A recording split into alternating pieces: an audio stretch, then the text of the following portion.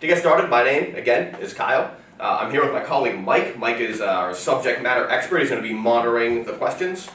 And we'll be helping out at the end, or if I run into any technical problems. So to start, let's talk about what a web server is and how a web server interfaces with Caché.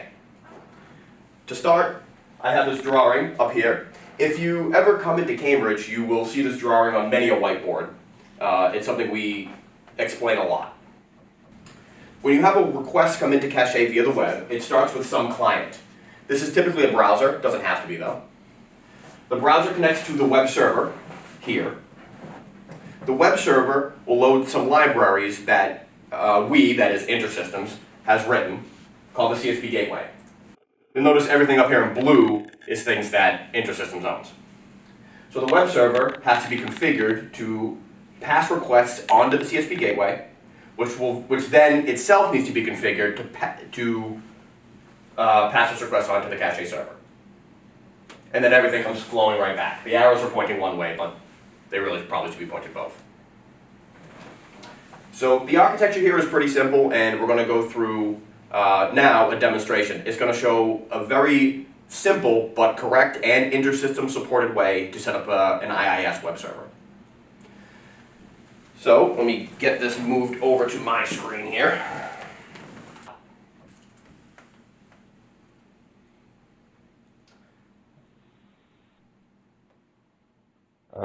Excellent. Hopefully you all can see this. Now, I'm going to do my very best here to not do that, that common trope you see on cooking shows where they put something in the oven and then pull out something that's much more pretty at the end. But I do need to do it for a couple of things, specifically installing the CSP Gateway DLLs and installing IIS. The reason is some of these require a restart of the machine, and I don't think WebEx would be particularly happy with me popping on and off, and it's boring. So here's my desktop. I have on this already installed Ensemble. I guess that's another thing I'm pulling out of the oven. I have Ensemble installed. What we're about to show you today works the same whether it's Ensemble or HealthShare or Caché. You'll hear me use these terms interchangeably. As it turns out, it doesn't matter. First things first, we would need to install IIS. This is Windows 10, and we're using IIS, I believe 7.5. But as it turns out, the steps here are pretty much exactly the same as long as you're on a reasonably recent version of Windows. By that I mean XP or later. So to install IIS, we start by going to the control panel. You can get there in your favorite way. I'm using Cortana. From here, we go to Programs and Features. And then you want to click this here to turn Windows features on or off. Once this list populates, you want to click this for Internet Information Services. As you can see, I already have. Okay. Moreover, the CSP Gateway has been installed. You can grab the CSP Gateway downloader from wrc.intersystems.com, or you can contact the WRC and we'll grab it for you. Here are the CSP Gateway modules installed in C inet pub CSP Gateway. Oh, you can also run the CSP Gateway only installer from your big Caché installer or Ensemble installer, whatever you use to install for your system. And that's the beginning of the easy part. The rest of this is pretty easy too. Let's look at the poll here. Looks like some of you have done IIS before. Someone's done Apache, nice. And some of them haven't done anything, and that's okay. We're going to teach you. All right. So let's start configuring IIS. To start, we're going to pull it up. I'm going to once again use this nifty search feature, so I don't have to click through a whole bunch of menus. So here is IIS. Ooh, my hand on the camera there. So here's IIS. We're only going to look at a couple of things. So the first thing we have to do is register the CSP Gateway modules with IIS. So IIS knows how to pass requests onto the modules. To do that, we go to, unsurprisingly, modules. Now, this is a native module, so to put this in, you have to click Configure Native Modules and register. We're going to call it CSP Gateway, because that's what it is. And for the path, we're going to go inet pub CSP Gateway. It remembers this from the time I did this in a dry run. But this is just the CSP Gateway folder in the inet pub folder. And we're going to click cspms.dll. And click OK. And click OK. And you see it pop up here. So now IIS knows what the CSP Gateway is. So now we have to tell it how to pass requests over to the CSP Gateway. To do that, we're going to come over here to Sites. We only have one site. That's our default website. You can see, just a quick aside right here, it is listening on port 80. That's the default port for HTTP requests. And we're going to add a virtual directory for CSP. This is because we want this to work for only requests that have /CSP in the URL after the host. So we're going to add virtual directory. The alias is going to be CSP, and the path, CSP.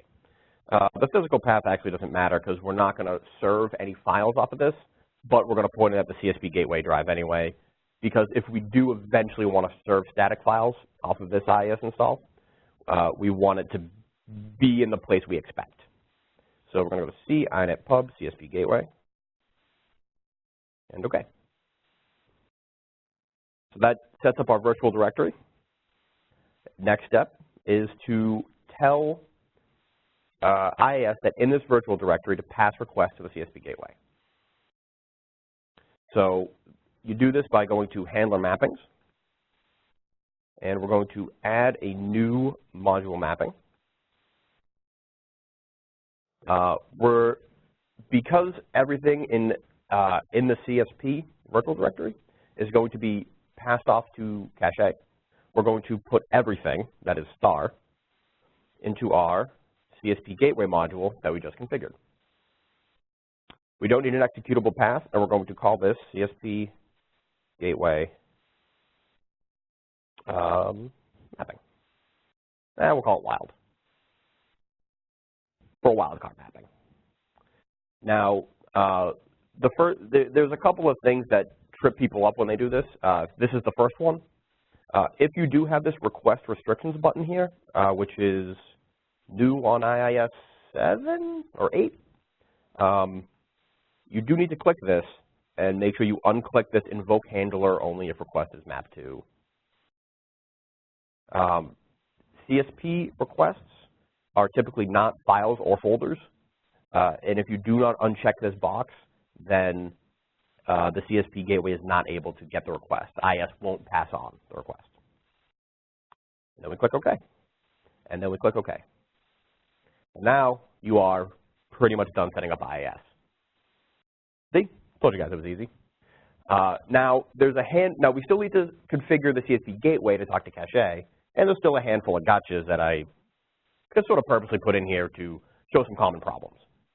So the next thing you do is you want to go configure the CSP Gateway through the CSP Gateway management page. There are two ways to get there. You can either have the URL memorized, which I do because I do this enough, or you can get there the much easier way by going to the management portal, going to System Administration, Configuration, CSP Gateway Management. Now I want to note that right here, we're in the management portal through the private Apache. When you see this 57772, typically you're through the private Apache.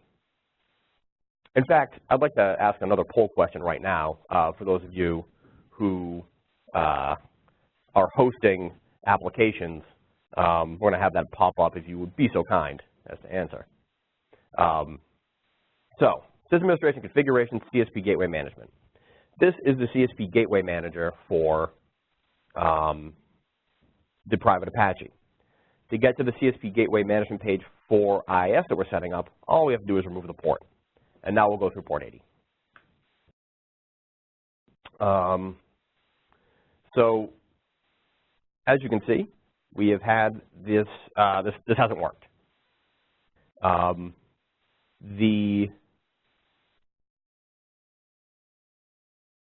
If you look through this most likely causes, you know, it seems a little unclear. Does it exist? Does it not?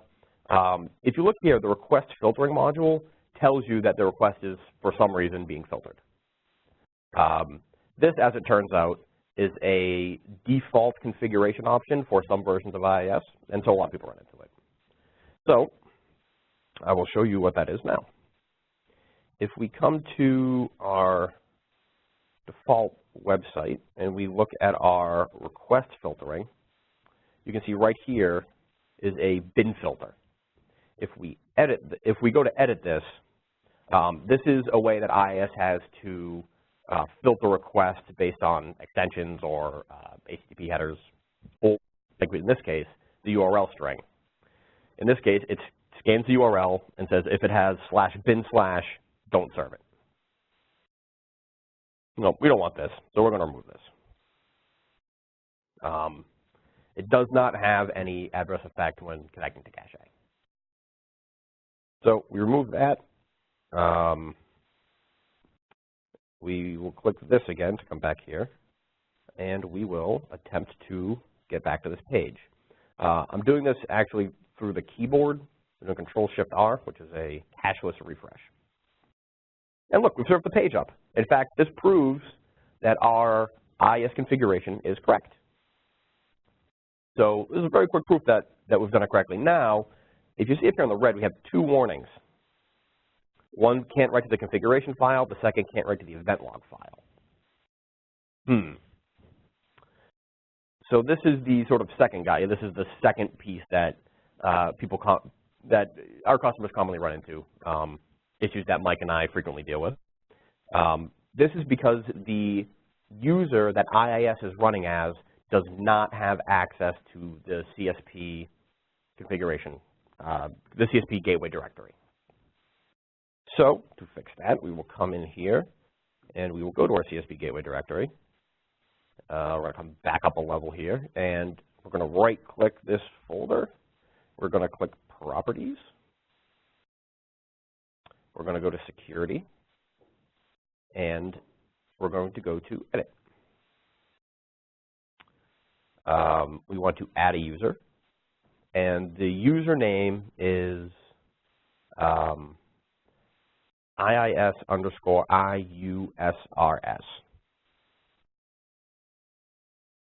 I think. Click check names here. We actually don't want it to be in this. This is the InterSystems domain when you're in the office. We don't want this. We want it to be on my local machine. And we click OK, and you can see that it's populated this properly with the domain name. So we click OK, and we are going to give full control to IISI users to everything under the CSP Gateway directory. This will allow the IIS user to modify the CSP configuration files and log files. So we click OK, OK. We can close this down, and we will refresh this. Once again, no luck. The reason for this is you actually have to restart IIS to get this to take effect. So we're going to restart IIS. It's really easy. From the top level, you just click Restart. It takes a couple of seconds. There you go, already done. Excellent. So let's come back here. We will do another refresh, and you can see that the warnings have gone away. Great. So now we can configure CSP Gateway to talk to Caché. I can see that some of you are actually running Caché productions on the private Apache. That's bad. The reason that's bad, actually, I'll get into that before I finish this. The reason it's bad is the private Apache does not allow use of HTTPS, so you kind of a little bit less security, and the private Apache does not scale well. So hopefully after this, you'll be able to configure IIS for yourself. You'll be able to get on a real big web server, give you better performance. You feel great. All right. So let's get into configuring the CSP Gateway. The first thing we want to configure is to tell the CSP Gateway where Caché is. To do that, we need to give it server access. We are going to make a new server. Local is a default that points to localhost. That's going to be right this time, but that's, let's do it the real way. This is going to be, I believe I called this instance Ensrel. So we're going to call it Ensrel. It is going to be enabled. It is on localhost, so we can keep that the same. And the port is going to be the super server port. The way to get that, or I think the easiest way to get that, is to go to the management portal and click About. And it's really tiny, but you can see it here. It's 1972. So that is a default again. The connection security here is you need to have a username with a password that knows how to connect to Caché. In this case, the typical user you want here is CSP system, and you will need to know its password. And that's about all the configuration you need to do. The rest of these care about logging and timeouts, things like that. So I just click Save. You can see server configuration saved, and now we want to test it. No problem. We can go to Test Server Connection. We can pick our server. We can click Connect. Easy as pie. So now that we have our server connection working, we need to tell the CSP Gateway that URLs with certain expressions in them need to go there. To do that, we go to Application Access, and for / we will edit this application to go to Ensrel and save. And back here again, we'll do the same thing for /CSP. To Ensrel and save. Okay. So it's been about 19 minutes, and I submit that right now we have successfully configured IIS and the CSP Gateway. Undoubtedly, you want to see it, and that's no problem. We can go back to the management portal here. We can delete the port of the private Apache. And you can see we are successfully serving up the management portal through our big web server, through IIS. It's done. Yeah, the setting up of this is, in fact, just as easy. This is not a special. It's not a special setup. This is the setup that we've done here is the easy one, but it is fully supported. It is entirely correct. If you don't have any reason to, if you're on let me say it like this: if you're one of the people who is using the private Apache, you can run this setup pretty quickly, and this is great. If you have a more complicated web application, you probably need to have some sort of web admin. So I'm gonna, I guess I'll leave this up for now, but I think I can start taking questions. Mike, how are we looking? Tons of questions? Yes, we have one that's come in right off the top. Can you just repeat the 2 reasons why you would not want to use the private Apache server in lieu of a full web server? Absolutely.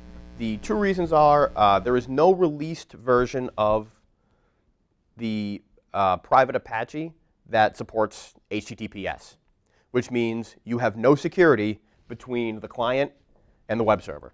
And this is typically where you want to have your security. This is oftentimes open to the world. That's the first one. The second is the Apache server that we distribute is pretty stripped down and does not scale well. It's not the full version of Apache. So you can run into some performance problems using the private Apache. And in fact, Mike and I can tell you we've seen many customers who have had problems that have stemmed from using the private Apache and then trying to ramp up usage on it. Great question, thank you. Okay, another one. Is the CSP gateway that you configured on the IIS server different than the one for the private Apache or any other web server?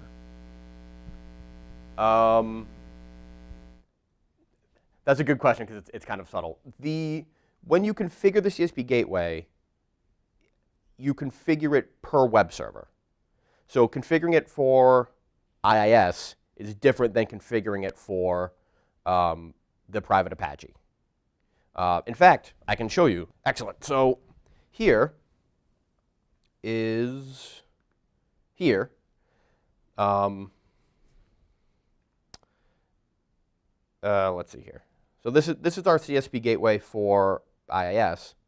What I'm going to do is I'm going to rip the URL here, and I'm going to throw it in here because we don't need this page anymore. And I'm going to add the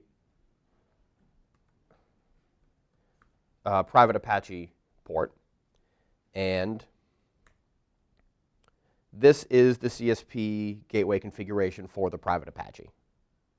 So the pages look exactly the same, but they are different. A couple ways you can tell. This says Apache Web Server, this says Microsoft Web Server.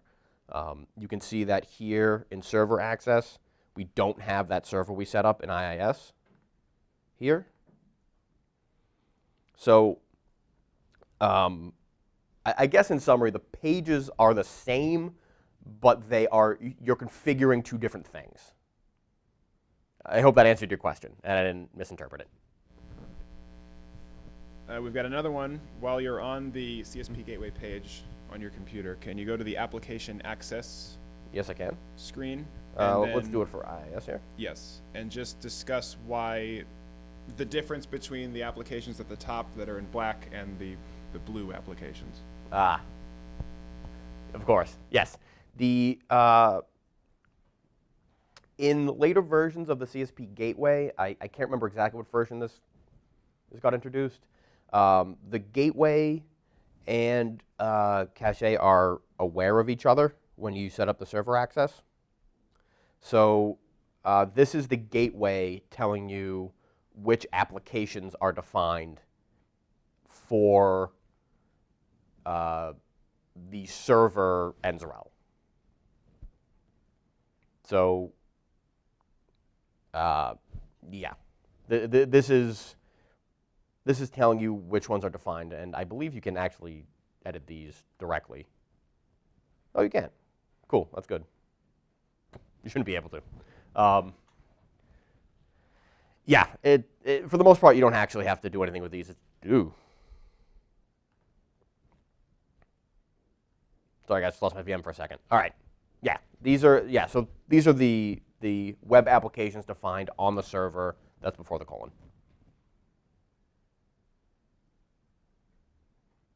I knew someone was going to ask that. I should have thought of that answer a little more thoroughly. That's all right. Mike, what else we got? We've got another one. I don't remember if you covered this, but can you discuss how to restrict access to the CSP Gateway Management page based on IP address? Oh, yes, I absolutely can. That's a great question. So yeah, let's talk about configuring security for these pages. The first thing you probably want to do is go to default parameters here. So the first thing we want people to have a username and password to log into this page. And to do that, you set it here. Now, frequently, you'll see people use the username CSP Gateway, but I find that really confusing. So I'm going to call this user Gateway Manager so that it's very clear that this is a different user. And our password is going to be AAA because that's really easy to type. So now these pages are restricted to users who know this username and password. You see when I try to click another link, it prompts you back to this login page, and you need to know it was, hopefully I remember the username right, and the password. Uh-oh.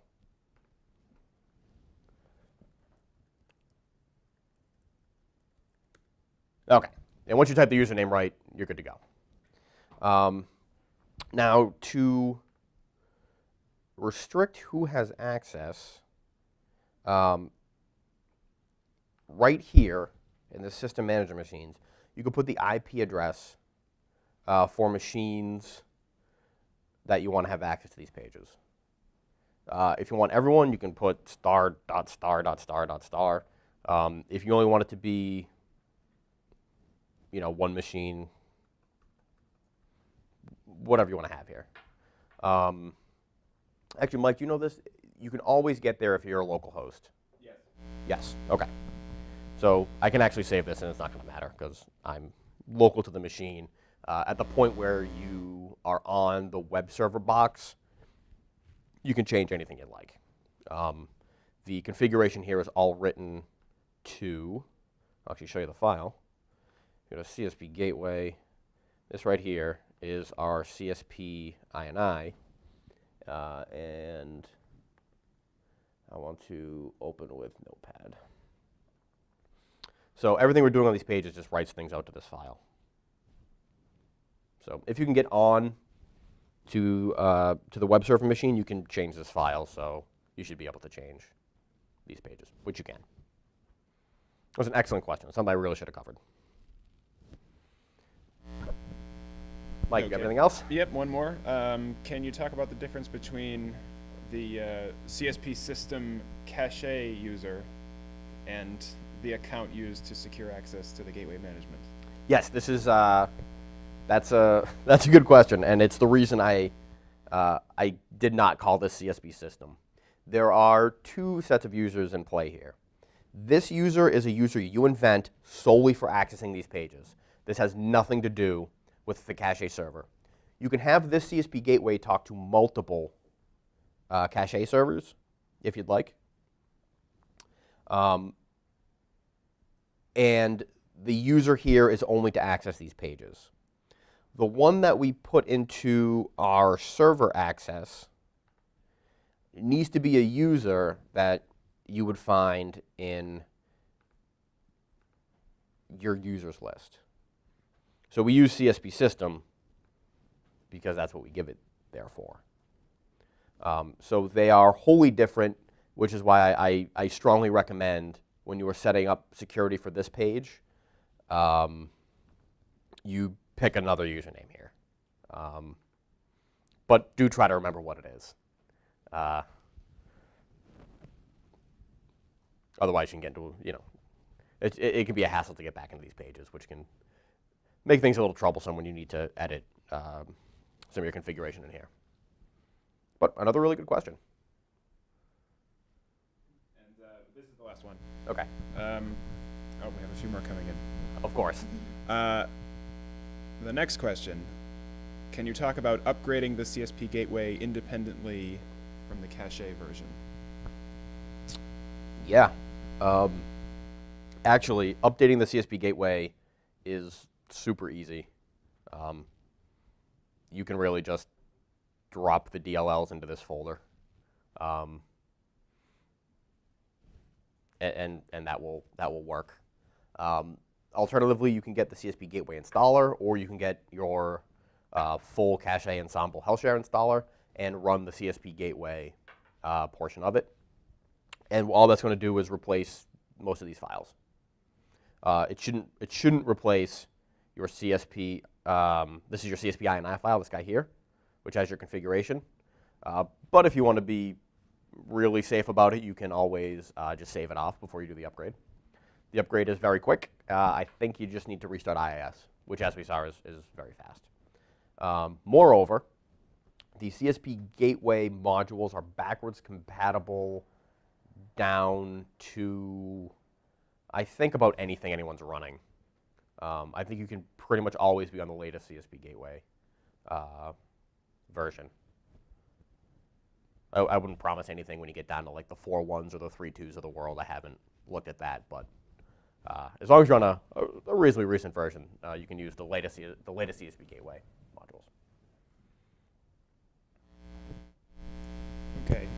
Next question, and I think I'm interpreting this correctly. When you set up the CSP Gateway on IIS, so you're now allowing access to Ensemble through port 80, hosted by IIS. Can you talk about how to change the Ensemble cube so that it opens its management portal shortcut to that web server instead of the private one? Oh, that is a really good question. I don't know where that is. You know where it is off the top of your head, Mike? I think it would be in the server manager. You can change the web server port that's setting that's independently. genius. So we have Mike here, guys. So he's absolutely right. The way you would do this is to go to preferred server, go to add edit. I have to click yes to allow me to change. So now here in this is Ensemble. This is the one we've been playing around with. We click edit, and in the web server port, we just put 80. Click OK, click OK. Go to management portal. Yeah, easy as that. Yeah, can't believe I didn't think of that off the top of my head. Another great question. You guys are awesome.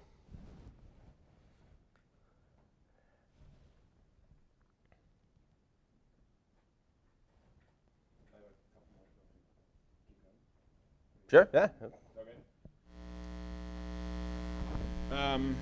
Static files hosted on IIS. I think it might be a little outside the scope of the basic configuration. Yes, that is a little bit outside the scope. But just discuss it. Just in briefly. broad strokes, you would have to put all your static content in on the web server. So usually in the CSP Gateway folder. You have to put the CSP broker folder, which is some JavaScript files that describe how to do hyper-event calls, basically call back to the server on the fly. And that has to come in here too. And in IIS, in here, in your handler mappings, instead of having just one, you would have to have one for .cls, excuse me, one for .cls, one for .zen, one for .csp, and one for .cxw. Those four will forward all of the normal extensions to the Caché server, and the static file handler will pick up all of the static content, that is JavaScript, CSS, pictures, all that stuff. We'll pick it up from this server. Setting up is beyond the scope of this. It would take a little bit too long, but that is a good question. All right, just one more. Excellent. HTTPS on IIS. Inevitable that someone's going to ask. It has been suggested to me that for liability purposes, I shouldn't show you guys how to do that. Moreover, that's an IIS thing. I believe it's very simple to set up HTTPS, but if you do it, and you should, if you're external to the world, if you're on the web, make sure that you use something like TCP dump or Wireshark to ensure that your traffic is being encrypted. Typically, it's just, I think you just need to tell the website to use HTTPS, but I don't want to be responsible for it being wrong, and then you guys tell on me that I showed you how to do it. I'm a little too scared. I'm not brave enough to do it. But it should be easy enough to set up and test. Feel free to, you can always ask Google. That's what I'd do. For details, I mean. Ask Google for details. Sorry, didn't mean to be rude, guys. Is there anything else, or that's about it? Excellent. That's wonderful. Man, thank you all for showing up. That was great. You guys asked amazing questions. Hopefully we'll get a chance to do some more of these and teach you guys more stuff. Is there any parting comments, Mike? None for me. Thanks for coming. Thanks for watching. All right, guys. Yeah, thanks for coming. Thanks for watching. See y'all later.